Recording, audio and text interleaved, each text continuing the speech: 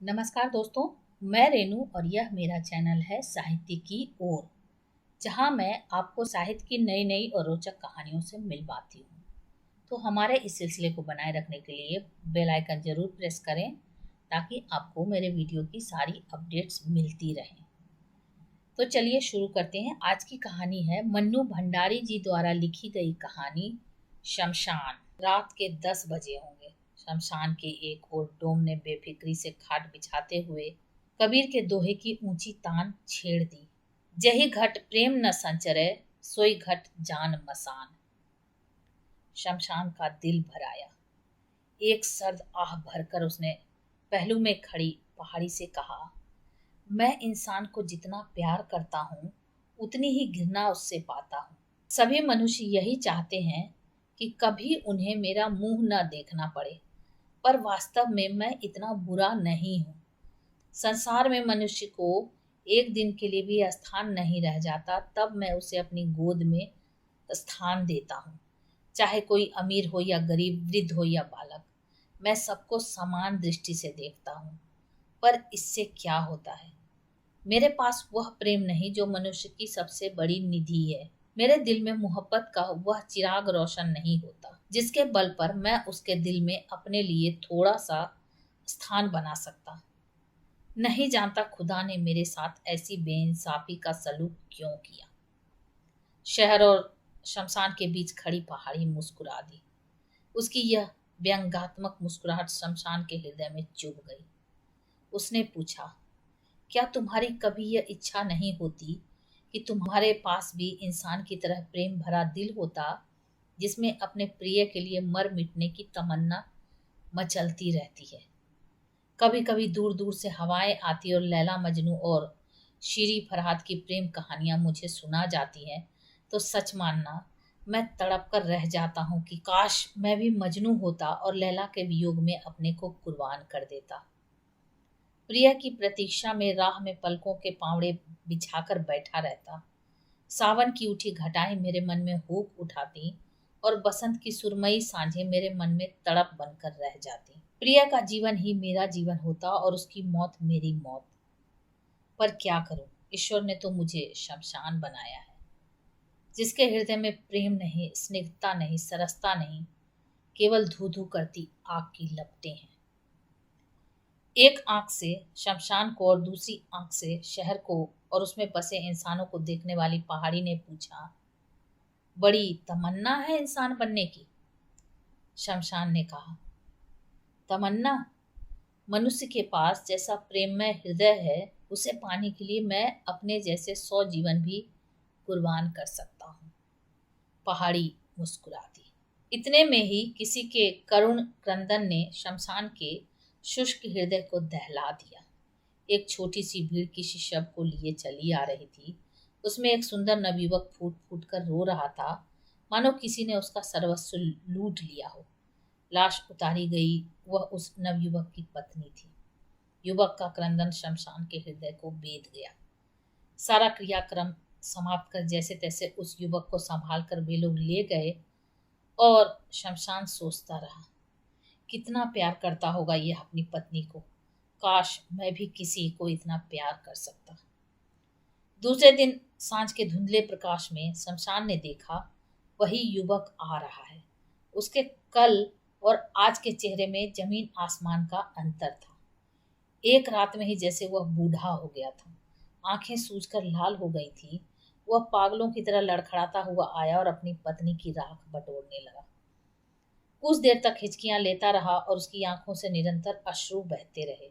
फिर जैसे भावनाओं का बांध टूट गया, वह सिर फोड़ फोड़ कर रोने लगा और चीखने लगा, तुम मुझे छोड़कर कहाँ चली गई सुकेशी? याद है कितनी बार तुमने कस्में खाई थी कि जिंदगी भर तुम मेरा साथ दोगी, पर 2 वर्षों में ही तुम तो मुझे अकेला छोड़कर चली गई। अब मैं तुम्हारे बिना जीवित नहीं रह सकता। तुम मुझे अपने पास बुला लो, नहीं तो मुझे ही तुम्हारे पास आने का कोई उपाय करना पड़ेगा। तुम नहीं तो मेरे जीवन का कोई अर्थ नहीं, कोई सार नहीं, कोई रस नहीं। तुम ही तो मेरा जीवन थी, मेरी प्रेरणा थी। अब मैं जीवित रहकर करूंगा ही क्या? मुझे अपने पास बुला लो। मैं तुम्हारे बिना नहीं रह सकता, नहीं रह सकता, किसी तरह भी नहीं रह सकता। इसी प्रकार वह विलाप करके रोता रहा, सिर फोड़ता रहा और मूक शमशान अपनी सूखी पथराई आंखों से इस दृश्य को देखता रहा। इंसान बनने की, प्रेम करने की और अपने प्रिय के वियोग में इस नवयुवक की भांति मर मिटने की तमन्ना और अधिक जोर पकड़ती रही। वह यही सोचता रहा, काश मैं भी किसी को इसी तरह दिलो जान से प्यार कर सकता। उसके पहलू में खड़ी पहाड़ी मुस्कुराती रही। रो धोकर वह व्यक्ति तो चला गया, पर शमशान के हृदय को उसके आंसू गर्म सलाखों की तरह दग्ध करते रहे। उसने पहाड़ी से कहा, इस व्यक्ति की व्यथा ने मेरे हृदय को मथ डाला। यूं तो यहाँ रोज ही ऐसे कितने ही व्यक्ति आते हैं, पर जाने क्यों इसके दुख में, इसकी वेदना में ऐसा क्या था जो मैं कभी नहीं भूल सकूंगा। तुम देखना, अब यह जीवित नहीं रहेगा। एक दिन में ही अपनी प्रेयसी के वियोग में जिसने अपने शरीर को आधा बना डाला हो, वह भला कितने दिन इस प्रकार जीवित रह सकेगा। वह अवश्य ही रो रो कर प्राण दे देगा, और मैं भी चाहता हूँ कि वह मेरी गोद में आ जाए और मैं दोनों को हमेशा के लिए मिला दूं। सारे दिन वह युवक के शव की प्रतीक्षा करता रहा, पर शव न आया। हाँ, आसमान में जब सांझ का धुंधलाका छाने लगा तो वह युवक आया और वैसे ही पागलों की तरह प्रलाप करता रहा। 3-4 दिन तक यह क्रम बना रहा, फिर युवक का आना भी बंद हो गया, पर शमशान उसे न भूल सका। प्रत्येक शव को वह न जाने किस उत्सुकता से देखता और फिर कुछ खिन्न हो जाता। एक दिन उसने पहाड़ी से पूछा, तुम्हें तो शहर का कोना कोना दिखाई देता है, बता सकती हो उस युवक का क्या हाल है? पहाड़ी ने मुस्कुराते हुए कहा, नहीं। शमशान ने कहा, मेरा अंतःकरण रह रह कर कह रहा है कि अवश्य ही उसने आत्महत्या कर ली होगी। वह शायद नदी में डूब गया होगा, या किसी ऐसे ही उपाय से उसने अपना अंत कर लिया होगा कि मैं उसकी लाश को भी नहीं पा सका। मेरी कितनी तमन्ना थी कि मैं उसे उसकी प्रिया के पास पहुंचा देता। पहाड़ी ने पूछा, तुम्हें विश्वास है कि वह मर गया होगा? शमशान खींच उठा, तुम तो बिल्कुल ही पत्थर हो। जिसके हृदय को प्रेम की पीर ने बेध दिया हो, वह कभी जीवित नहीं रह सकता।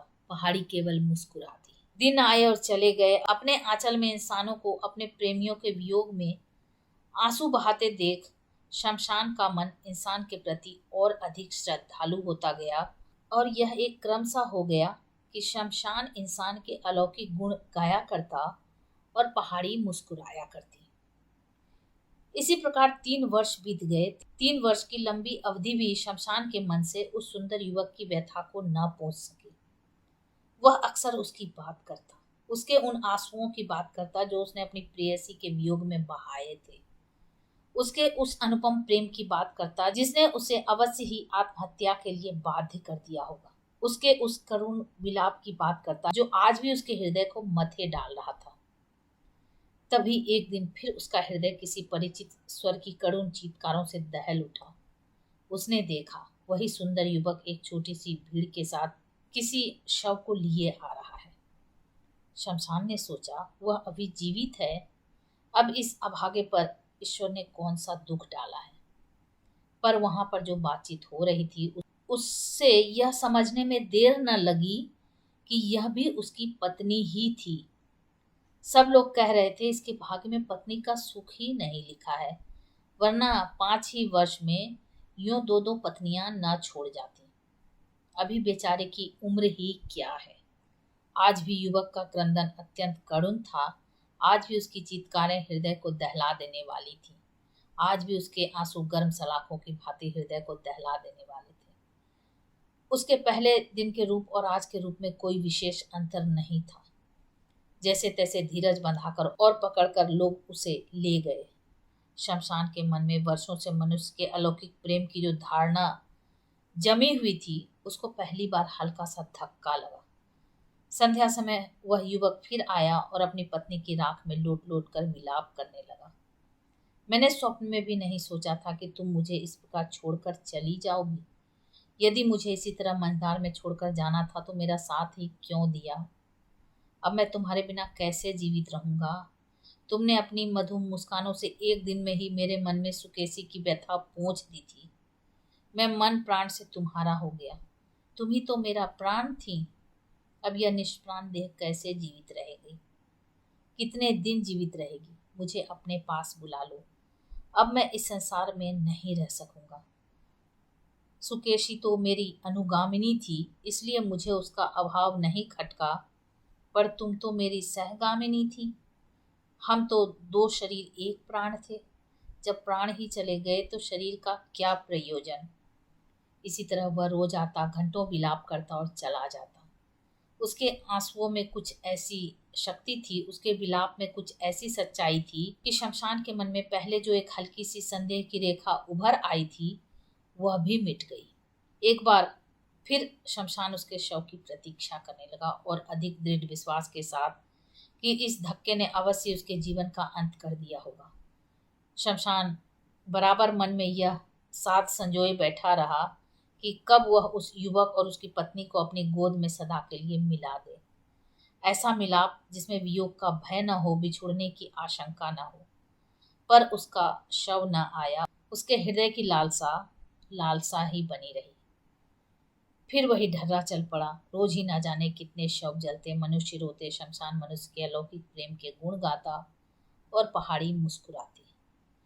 अंतर था तो केवल इतना था कि शमशान के स्वर में कुछ उतार आ गया था, और पहाड़ी की मुस्कुराहट में व्यंग्य कुछ अधिक स्पष्ट और प्रखर हो गया था। 2 वर्ष भी नहीं बीत पाए होंगे कि शमशान के कानों में फिर वही परिचित स्वर सुनाई पड़ा, और उसके आश्चर्य का ठिकाना नहीं रहा जब उसने देखा कि वह युवक इस बार अपनी तीसरी पत्नी के शव को जलाने आया है। उसने सोचा शायद बिना प्रेम के ही उसने मजबूरी में विवाह कर लिया हो, पर उस युवक का विलाप सुना तो वह भ्रम भी जाता रहा। आज भी उसका क्रंदन उतना ही करुण था। आज भी उसकी चीत्कार हृदय को दहला देने वाली थी। आज भी उसके अश्रु गर्म सलाखों की भांति दग्ध कर देने वाले थे। उसके पहले वाले रूप में और आज के रूप में कोई अंतर न था। उसकी बातें भी वही थी, केवल इतना अंतर था कि आज उसे अपनी तीसरी पत्नी ही सबसे अधिक गुणी दिखाई दे रही थी। वह दावा कर रहा था कि तीसरी पत्नी से ही उसका सच्चा प्रेम था। पहली 2 स्त्रियों का प्रेम बचपना था, नासमझी थी। पहली उसकी अनुगामिनी थी, दूसरी सहगामिनी थी, तो तीसरी अग्रगामिनी थी। उसकी पथ प्रदर्शिका थी, जिसके बिना वह एक कदम भी जीवित नहीं रह सकता। वही पुरानी बातें, वही विलाप, वही क्रंदन, मानो इसका भावना के साथ कोई संबंध ही न हो। कंठस्थ पाठ की तरह वह उसे दोहरा रहा हो। मनुष्य के अलौकिक प्रेम की जिस भावना को शमशान अपने हृदय में बड़े यत्न से संजोए बैठा था, उसका वही हृदय इस दृश्य से पत्थर हो गया। वह अवाक विमूढ़ सा देखता रहा। उसकी दृष्टि पथराई हुई थी। उसमें एक प्रश्न साकार हो उठा था। पहाड़ी ने उसकी यह हालत देखी तो तरस खाकर बोली, सचमुच तुम मूर्ख हो। इतना भी नहीं समझते हो कि जो इंसान प्रेम करता है उसे जीवन भी कम प्यारा नहीं। वह प्रेम की स्मृति, कल्पना और आध्यात्मिक भावना पर ही जिंदा नहीं रहता। जीवन की पूर्णता के लिए वह फिर प्रेम करता है। जीवन रहने की ललक के चलते ही वह हर वियोग झेल लेता है, व्यथा सह लेता है, क्योंकि सबसे अधिक प्रेम तो मनुष्य अपने आप से करता है। तो ये आप सुन रहे थे मन्नू भंडारी जी की बहुत ही अद्भुत कहानी शमशान, रेनू की आवाज़ में। ऐसी ही कहानियों को सुनने के लिए मेरे चैनल को सब्सक्राइब करें, लाइक करें और शेयर करें। और हाँ, कमेंट करके ज़रूर बताएं कि आपको ये कहानी कैसी लगी। Thank you.